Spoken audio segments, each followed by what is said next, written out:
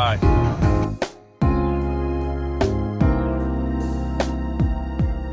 What's up, lifers? Welcome back to 30 to Life.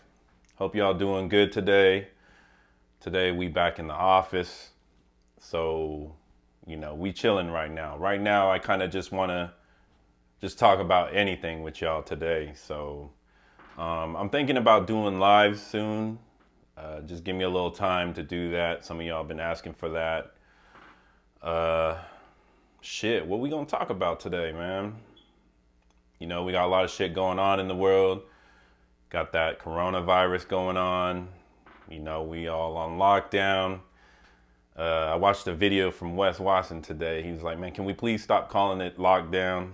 But, I'm going to call it lockdown because a lot of people are feeling like they locked up right now, Shout out to Wes. That was an awesome video that he dropped today. I just want to let y'all know, some people ask me what I think about, the other prison channels, Pretty much, man, I support all the prison channels. I mean, the majority of them, I really like Wes Watson, what he got to say. And I like Hurt too. I support his channel also.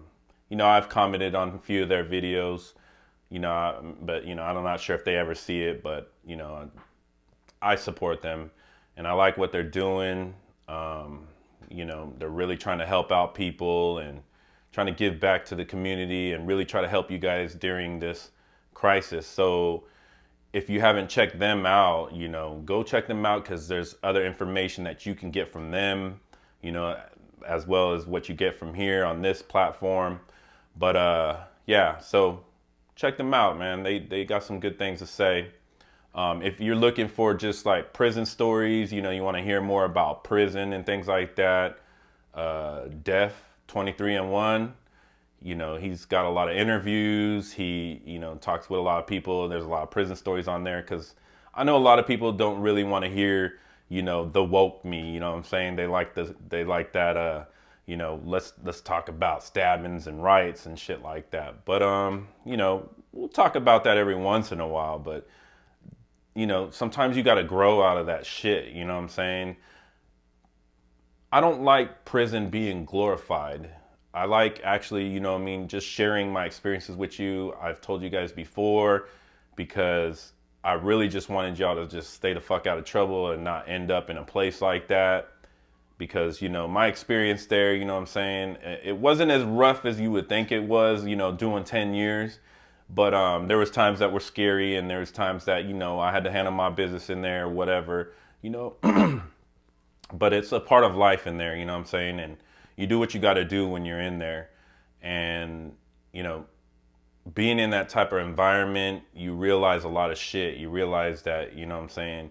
Life is more precious, man.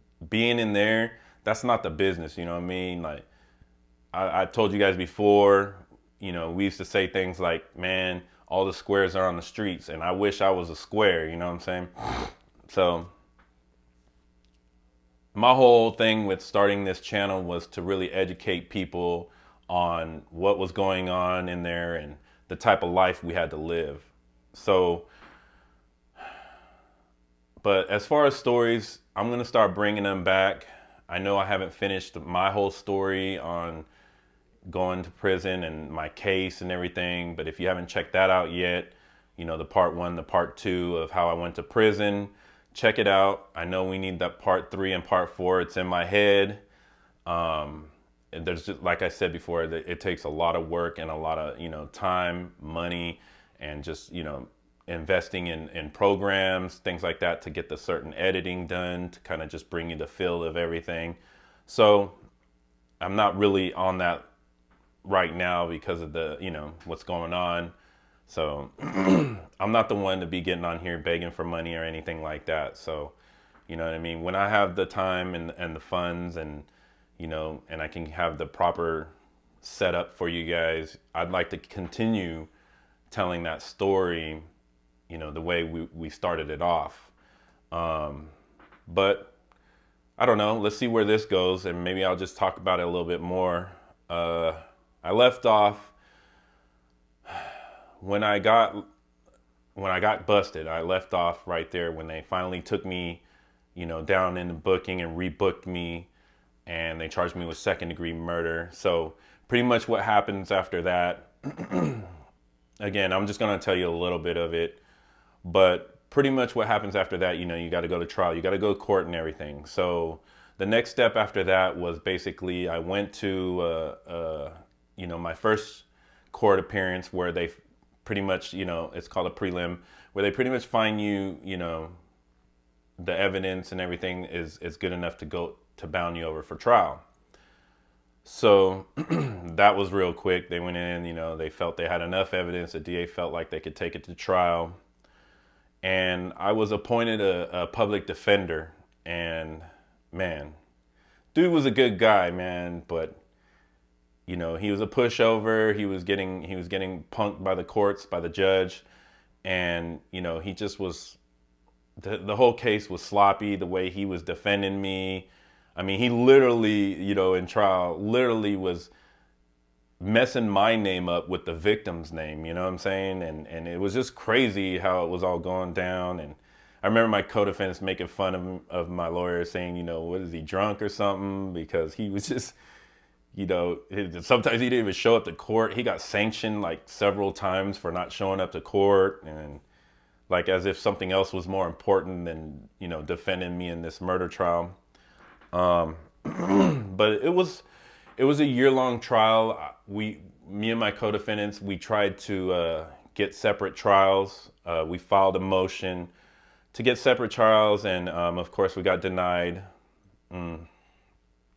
But I think, man, if they would have separated our trials, they probably wouldn't have found any of us guilty. They really didn't have a lot of solid things, as far as what happened on that night. But, not that I was trying to get out of anything. I really wasn't. And people that know me, that was during that time, I was willing to go and serve my time for my part in the whole thing. My whole thing with the case is that I just wanted the truth out. I wanted, everyone to know what really happened. But because I had a past and things like that, I was told not to get on the stand because, they'd bring your past up and they'll paint you to be, even worse. And, just pretty much taint the jury, right? So I didn't get up on the stand. But, yeah, people don't know a lot. They will always like, well, show your paperwork, Ron, and all this stuff. And, like, what happened and all that. I got paperwork for days, man. And I just never felt like, I needed to prove anything to anybody. My word is my word. I tell you straight up, I never told on nobody. I was the only one in my case that didn't open my mouth. Everybody in my case opened their mouths. They and when it came down to it, when we went to trial, I had 3 other co-defendants, so there was 4 of us. The lawyers of the defense on their side pretty much was doing their best to shift everything on me because of the fact that I was, in trouble before, and the DA pretty much built his case on me, And I'm not gonna say it's about race, but all my co-defendants were white, and they looked like regular white kids. And here I was, I had tattoos, I had been locked up before, I've been to Y, I've been in trouble. So, I was just like pretty much the perfect person to pin this all on. And so the evidence was coming out, and they were really pushing hard in trial to put it on me. But as y'all know, man, the truth will always come out, And in the beginning of this trial, it was like almost a year-long trial. Everybody, even the newspapers and everything, they swore it was me, And out of nowhere, one of my co-defendants, good dude, never been in trouble before. I'm talking about like squeaky clean record. He even owned a firearm, so that's how he was good. That's how much of a productive citizen he was. He legally owned a firearm, and something that I will never ever be able to do in my life. But during the trial, he just had a conscience and no, blindsided the whole court, even me. I sat there with my head down the whole time, taking the blame and everything. And my truck lawyer, he was just not defending me well. So I was pretty much washed. And so my co-defendant, good kid, raised good by his parents, and I don't know what happened. He just decided that he wanted to testify, and it just blindsided everybody, man. It was crazy. So he gets up on stand and he decides to tell the truth. But, he did leave some things out, and I will admit that, when you go to tell the truth, you kind of tell the truth, but you don't really want people to know what you really did, you know what I'm saying? And he kind of like downplayed his own involvement. But he did let the courts know, and everybody in the courts know, that, hey, Ron didn't do what y'all saying, you know what I mean? And it was just fucked up, and he wasn't a friend of mine, you know what I'm saying? He barely knew me. And one of the guys that was involved in this case, he was my childhood friend, and he sat there the whole time, and he was allowing the blame to be put on me, you know what I'm saying? And it was just crazy, y'all, man. You don't even know, man. But like I said, I'll do a whole thing on this. But yeah, so it was just, the whole blame was being put on me. So this guy who barely knew me decides to get up there and tell the truth. So he lets everybody know, everything that you're all saying that Ron did it, it's not true. Here's what really happened. And so he starts telling, this whole story about it was actually his best friend that did it, did the whole thing. And there was no weapons involved. I told you guys this before. If you haven't watched it, go watch it before you even finish this video, because I don't want to spoil it for you. But his testimony was basically, my best friend did it. And, he started stomping on the victim, and he just didn't stop. And so what happened is, what resulted in the death was major head trauma. And that's how the guy died. And,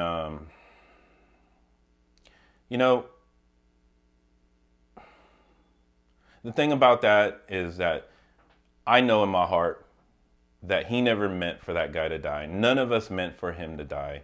It's one of those things where, you're out drinking, you guys know the story, and then you end up getting a fight with someone else out there in the streets or whatever. And, I have been in plenty of fights before this happened. And, it's just one of the things that happens when you're growing up as a youth. Not everybody goes out and do things like that. So I'm not saying everybody, but in my environment and what I was going through in my life, that's how we were living. And, it was just very unfortunate that it happened. And so anyways, so my co-defendant, he gets up and he tells the story. And so it just throws the whole case out. I mean, pretty much, it just fucks it all up. Because even the jury was believing the whole story about it was me. So,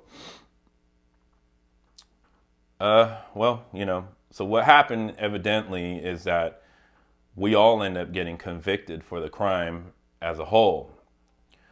But during the deliberation of the jury, at one point in time, the jury, when they're out, they can come back into court and ask questions. And at one point in time, the jury came back into court and they asked the judge, what if we feel that not all of them are guilty for murder? And we feel like some of them may be actually guilty of a lesser. The judge literally told the jury, then you'd have to find them all not guilty. So he packaged us in, and that was the whole reason of not separating our trials. He packaged us in, so what one did, it doesn't matter if one did more than the other, or if one was just standing there or whatnot, it doesn't matter. They're all guilty of murder. So that's what happened. So he told them, you either have to find them not guilty or guilty of second-degree murder. So it kind of just put the jury in a bind where they're like, well, maybe we feel Ron did it all, or maybe we feel such and such did it all. You know what I'm saying? And the others didn't do shit. So it put them in the bind, and they just had to come back with the second degree murder because they couldn't come back and say, well, not guilty for everybody. We were obviously guilty of something. You know what I'm saying? So the whole thing actually should have been a manslaughter, because there was no weapons involved, no intent to murder. You know what I'm saying? Alcohol was the influence of most of it, on both parties. The victim and his friend were also under the influence of alcohol. Like I said, if you checked out the video, there was an argument that had happened. Anyways, it's just, the whole thing was fucked up in trial, right? And, but during this whole thing, I'm kind of like fast forwarding through it, right? But during this whole thing, I had started finding out like new things, about what happened that night, because I was fucking inebriated or whatever it is. I don't even know if that's a fucking word, but anyways, I was fucked up, right? I was drunk as hell. So a lot of the things I don't remember, you know what I mean? And I thought I remembered this whole story, you know what I'm saying? But I was a bad alcoholic as a kid, as a youngster. So anyways, but there was this one point in time that one of my co-defendants had got word to me that someone else had got involved, and he did damage to this victim also. And he pretty much nothing happened with him. Cops never knew about him or nothing. But one of the witnesses that was actually trying to put all the blame on me, he had said there was 5 people versus 4 that were sitting in court, right? So, and it was just like, everybody's like 5 people, you know what I mean? But my co-defendant, one of my co-defendants, he knows, because he got to see it, he knows that someone else was involved. So, anyways, neither here nor there, you know what I'm saying? Shit happens, and it's fucked up because the victim and the victim's family, good people, good church people, the wife of the victim, at the end of the trial, they get up and speak their mind. And the wife, she got up and she was like telling the court, basically, that she forgives us. She's a church going person. And she kind of told a little story about her and her son, walking in the park, and how her son had asked her, there was a group of guys hanging out in the park, and her son had asked her, Mom, are those guys, bad guys? And she was like, son, I don't know, And then he was like, Mom, well, are the guys that did this to my dad, are they bad guys? And this messed her up. It really just kind of hurt her to the core, because she felt like, like how do I explain this to my son? You know what I mean? And that really hit me. I remember I just broke down crying, because at the time I had a little daughter and she was 2. And I just couldn't imagine, it's like his dad was taken away from him and her husband was taken away from her. And, the same thing was happening to my kid pretty much. I mean, but, like victims that have been in circumstances like that, at least they say, at least, your kid gets to see you, whether it's behind glass or behind bars or whatever. And that's so true. You know what I mean? So, what happened with that whole thing with them was just unfortunate and devastating for the family. The brother got up there also and spoke about it, and, and the uncle, and, they just basically wanted, someone to feel remorseful, and I was very remorseful. I got up, I was pretty much, there was only 3 of us that got up, and we spoke about how, sorry we were that, what happened and everything like that. And, one of us didn't get up at the time. And the judge just went off on him, like, you never showed remorse and da da da da da. But anyhow,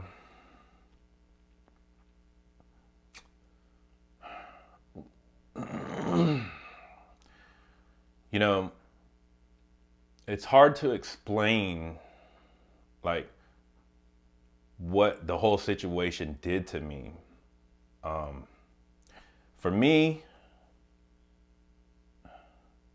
I don't know, I mentioned this before in videos. I can't kill a bug no more. Like, there's a spider in the house. I can't do nothing I can't, it's really affected me a lot. And living with that it was real hard for me. Nowadays I've forgiven myself, but it took a long time for me to really look at myself in the mirror for my part in the whole thing, even though I feel that my part in it, didn't contribute to the death of him. But in all it did, I was there, so I did contribute, But never in never in my wildest dreams would I want something like that to happen to anybody, even including my family, And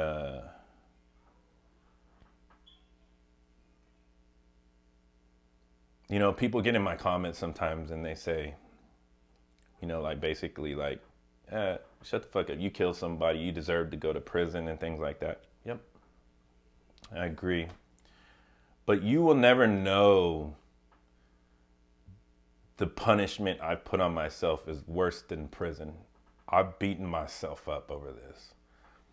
And anyhow, that's why I tell you my stories, because it's so simple.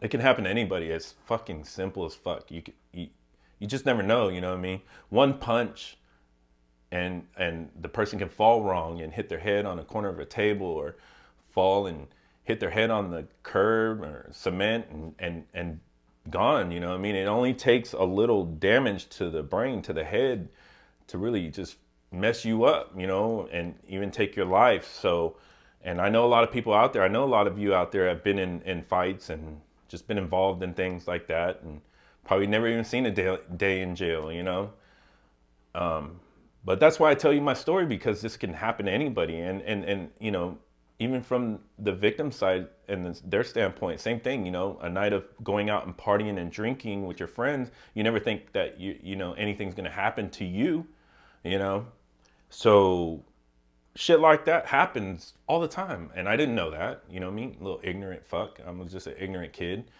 and thought I was tough, you know what I'm saying? And just out there acting stupid.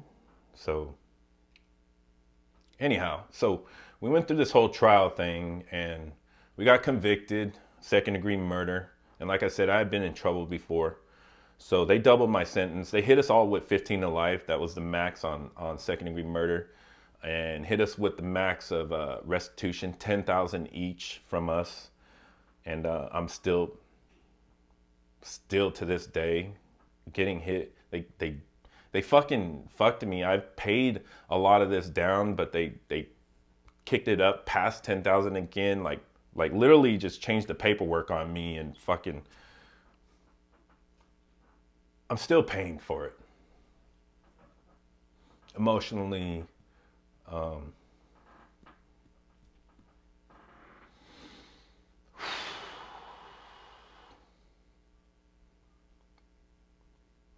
sorry. I fucking hate getting emotional on this fucking camera, because then bitch motherfuckers get on here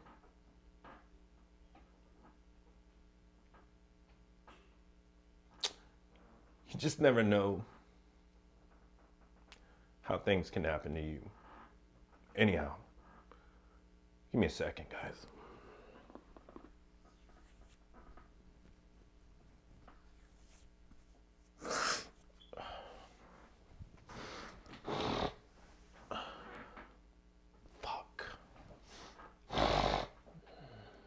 Anyhow, sorry, fuck.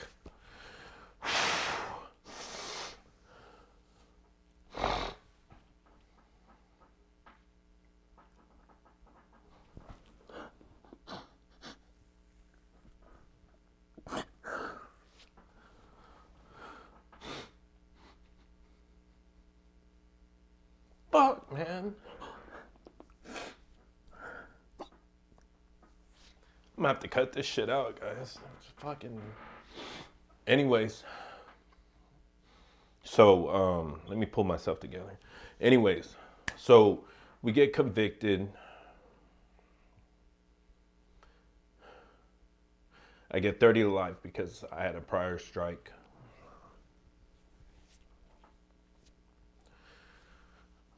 And I want to say this. I was fine with going to prison. I felt I deserved it.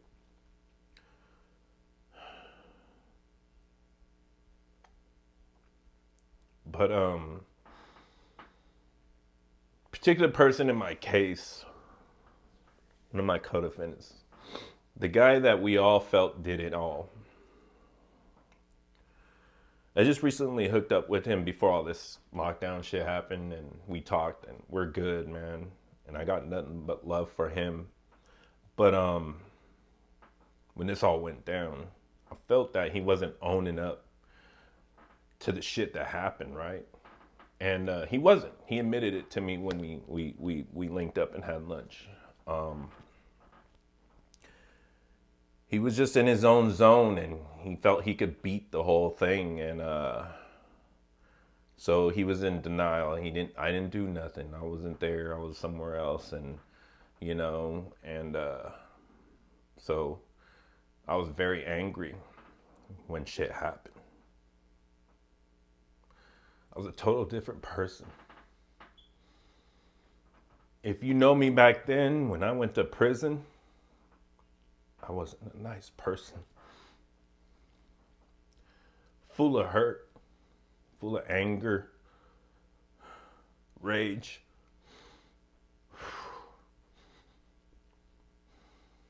Anyways, so I was very angry with him. Fuck, I'm trying to pull myself together, guys. Fuck. So I was very angry with him, and I made it a mission to fuck his ass up.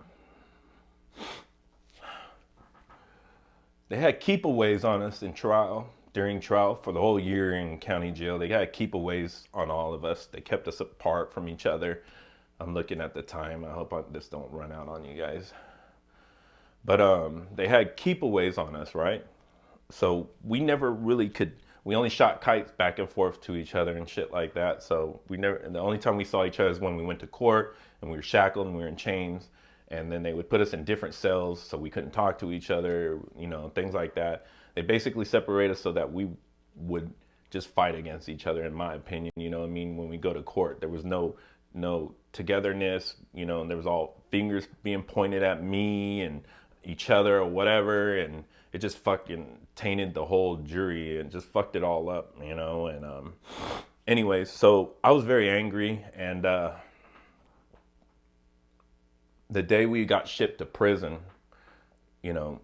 only 3 of us got on the same bus to prison, to San Quentin, and it was me and my childhood friend and the guy that we all felt was the one who did this at the time, right?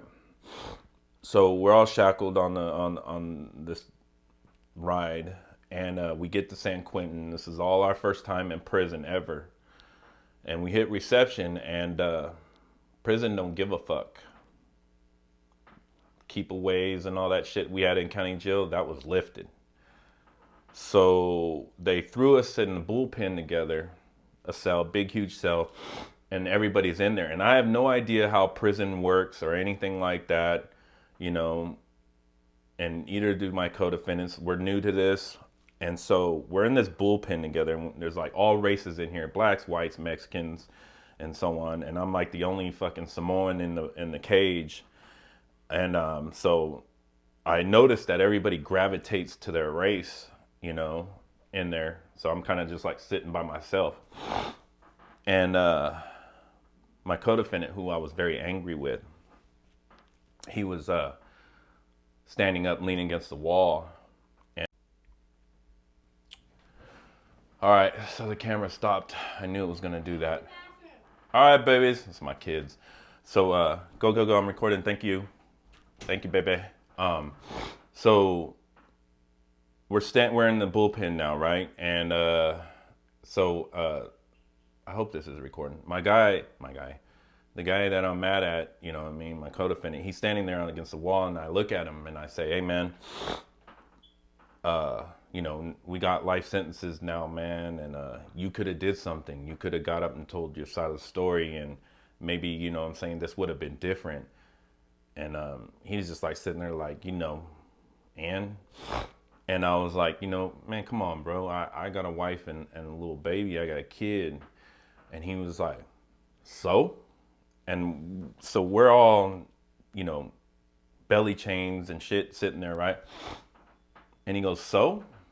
You know, and I blacked the fuck out, man, because I just felt like it was like basically like him saying, like, fuck your kid. I don't give a fuck.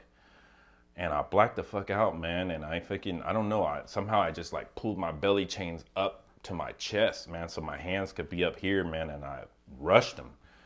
And I got my hands around his neck, man, and I'm choking him. And I didn't even like really see myself doing this until like we were literally on the ground by the toilet, and we're like, he's between the toilet and the wall, and I'm like choking the shit out of him, choking the life out of him, right? And all of a sudden, man, I just feel like a hand on my shoulder, and I look up, and it's my childhood friend. You know, he's there, and he's like, Ron, no, you know.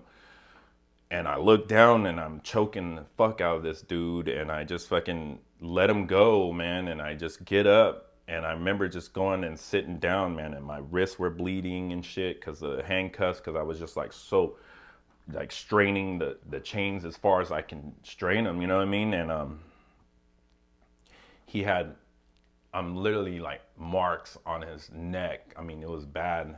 And, you know, in reception, you got to go get pictures, you know, your first picture and shit, and you know, for your ID. So, you know, we're sitting there, and all these races are looking at me, you know what I mean? You got the blacks looking at me, you got the whites looking at me, you know what I'm saying? And everything like that. And I just attacked the white dude, you know what I'm saying? So, like, people are tripping. And so it comes time to line us up and take pictures and shit. So when they take us to go take our pictures, when he goes in there, the cop noticed, of course, his neck, and he's like, man, who the fuck tried to kill you? You know, and they pull him out of line, and they take him into a back room. They start taking pictures of his neck. They're asking him what happened, and he didn't say nothing. But when we got back to the bullpen, he comes up to me and he says, hey, Ron, you know, maybe bite your fingernails off, because my fingernails had gotten long at the time in there. And he was like, bite your fingernails off or something, because they're investigating. They want to know who did this, you know what I'm saying? Like, he literally came to tell me that, you know what I mean? I don't know, maybe he was just feeling bad or whatever at the moment. And so he comes to tell me this, and then so I just basically told him I don't give a fuck, you know what I mean? And yeah, so that's what happened. And then you wait a while when you're in reception, right, until they get a bed for you. So you know you got to wait a long time until they get a bed for you where they're going to send you. And at this time in San Quentin, they send you to Badger section. Badger section was for lifers and level 4 points, anybody with level 4 points, right? So we eventually get called. Oh, before I get to that part. So after a while, they bring you from inside the building and they put you outside in a bullpen outside. And so we're out there now, and then we're being watched by the gunner, maybe a couple other cops. So we're in the bullpen, and my childhood friend, you know, he's white too. So the whites are grouping, the blacks are grouping, you know, the race thing, right? And I'm pretty much by myself. And so, you know, they're over there talking, and like I said, I'm new to prison, so I don't know what the fuck's going on. And my childhood friend, he being white and all, he comes over and tells me, Ron, they tripping over here, you know what I'm saying? They want to know what's going on, and whoop, whoop. And I basically just told my childhood friend that, you know, hey, look, you better go back over there, you know what I'm saying? Go over there with your folks, your people, you know, because whatever's gonna happen is gonna happen. I'm not tripping. Like I said, I was in a space during this time where I was just angry and very, you know what I'm saying, off my noggin. You know what I mean? Like I didn't care about life. I didn't care about nothing. So he went back over there and all that. So the way prison works, man, it's a telephone system, man. Everybody knows what happened. So word got back to the units about a Uso, a Samoan dude attacking a white dude in the reception part. So I don't know that. I don't know what the fuck going on. So we get back to So we all get sent. We finally get our bids and we get sent to Badger section. Okay. So when we get to Badger section, it's a trip. We get there, right? And I'm tripping out because there's my people and they're thick in this section, you know what I'm saying? And a gang of Samoans up in this section. So, you know, they automatically embrace me, you know what I'm saying? And they bring me in and all that and, you know, take care of me, right? But I didn't brief them on what happened, you know what I mean? Because I don't know what the fuck to say anyways, you know what I mean? Like like I said, I don't know what I'm doing. So, you know, we go to our cells and all that, you know, we split up and all that shit. And then, I don't know what it was. Maybe it was that evening or so, a white dude comes to my cell. And, you know, he happens to be from the same area as I am. And so he kind of like, you know, looks out for that car or whatever, and part of the wood car and whatnot. And he comes up to my cell and he starts talking to me and saying, hey, look, we heard about what happened and we all decided, like, I don't even know what the fuck he's talking about. We all decided, but he's like, we decided that, you know, this is a co-defendant feud, what's going on between y'all. And we're going to leave it at that. But we need to know if you cool right now, if, you know what I'm saying, you ain't going to attack such and such again. And if you can just let it go for right now and just, you know what I mean, let things be. And then I just basically didn't know what to say to him. I was just like, yeah, man, whatever, you know what I mean, whatever. And he was like, all right, cool. So he left. And so I think a couple days goes by, you know, it's like living in a dream. It's weird. You're just kind of just walking through life, you know what I mean? It's like, you don't know what the fuck's going on with you, you know? So I guess a couple of days go by, and one day I'm sitting in the chow hall, and I'm with my folks and all that. We're eating, and we're in the chow hall, and all I hear is, you know, my folks, you know, start passing the word, you know, white boy heading down our way, you know what I mean? So I look up and I see, you know, my childhood friend walking through the tables towards me. And man, let me tell y'all something, man. In this section and in this chow hall at this time, there is no fucking movement. You don't get up out of your fucking seat. You don't go walking to talk to people. You don't do shit. You stay where the fuck you're at and seated with your people. You don't go cross boundaries. You don't cross lines. You don't do none of this. But here comes my childhood friend walking past all the blacks, the Mexicans and shit, and walking into our area and coming to my table where I'm sitting. And he comes up, and I keep looking over here, sorry, because the fucking camera's gonna probably shut off again. So he comes up, and he comes and sits at my table, and he says, Ron, I don't want to say homeboy's name yet right now. I mean, y'all know the names, but, you know, Ron, such and such is gonna come. I called him Mike, I think, in the other video. Yeah, Mike. Mike is gonna come, and he's going to try to stab you tonight.